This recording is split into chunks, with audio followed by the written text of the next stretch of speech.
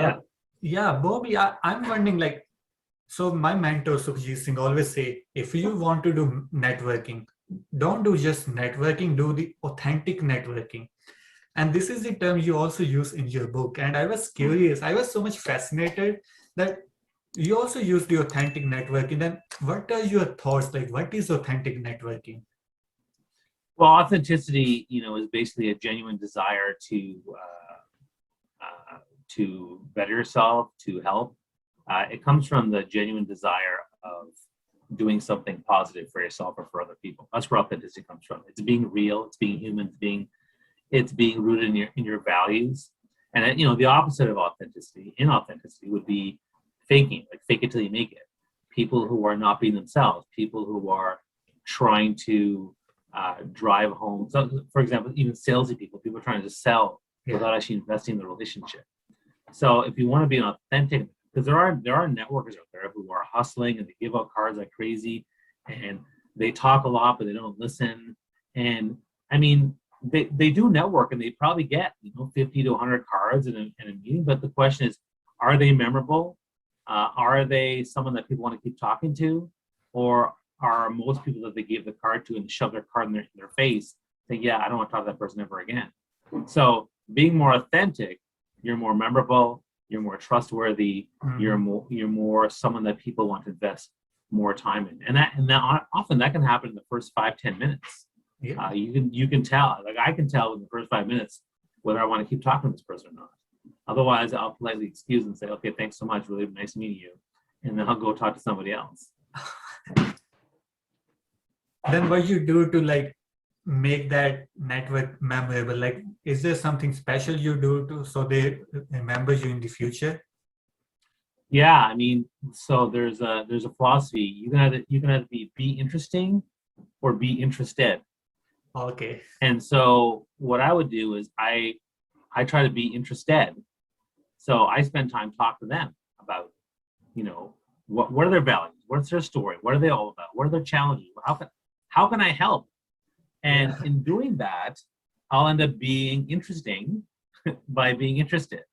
And so, so what I would do is I would actually start, like when I talk to anybody, I always ask them questions about themselves. And people love that. People love to talk about themselves. People love when someone shows interest in them. I often talk to, sometimes I network with people who are like, these big time CEOs and whatever. And oftentimes I talk to them, and a funny story, this one guy, I remember, every time he answered, he always answered like really short, simple answers. Tell me about what are your favorite values? Well, I'm all about this. That's it. Anything else? And he was just short and to the point that I felt like, okay, I guess he's busy and doesn't want to talk to me. And then he sent me an email saying, hey, message me anytime if you have any challenges or problems. And I'm like, dude, like I don't even care, because I don't think you care. Like I think that, and what's funny?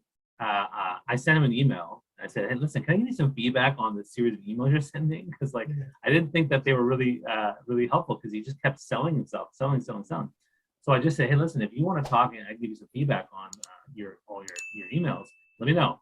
And he just wrote back again, short message. Yeah, shoot. That's what he said. And I was like, oh man, like he's just so busy. Like that type of response doesn't work. Like it doesn't work. He's making me feel like he's too busy, and he has these short, quick answers on the phone, and maybe I don't want to have a conversation with this guy. So you can tell with people how they respond, how they react to you. So you think like it's better like to show in your messages that you are really interested about the person, you really take care of it. Like, so instead of replying short like, okay, this is how I can help, but how you doing nowadays? Like this kind of, you think like can well, or you could have said something like, appreciate your time to respond back to me. I'd love to hear this stuff.